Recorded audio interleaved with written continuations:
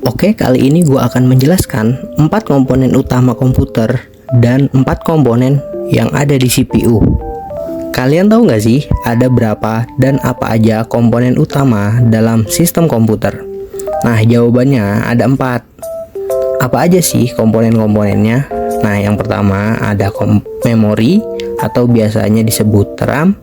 Terus juga ada input atau output dan central processing unit atau CPU. Nah, ketiga komponen ini saling berkaitan atau berhubungan. Ketiganya itu akan dihubungkan dengan sebuah sistem yang dinamakan sistem bus.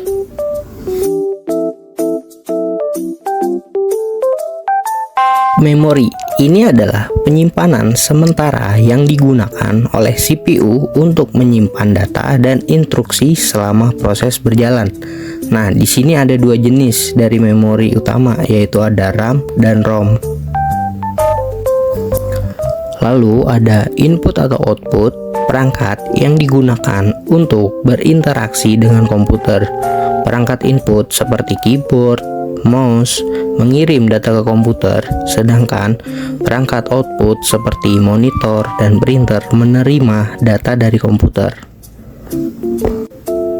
Selanjutnya, Central Processing Unit atau CPU adalah komponen utama atau otak dari komputer. CPU bertanggung jawab untuk memproses semua instruksi dan perhitungan yang memungkinkan komputer untuk menjalankan program dan aplikasi. Tanpa CPU, komputer hanya sekumpulan perangkat keras yang tidak dapat berfungsi.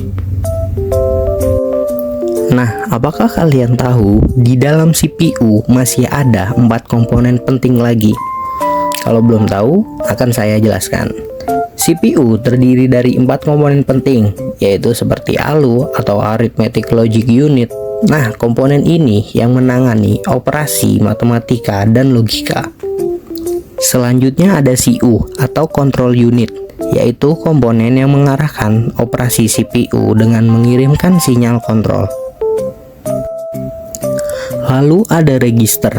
Register berfungsi untuk menyimpan data sementara selama pemrosesan.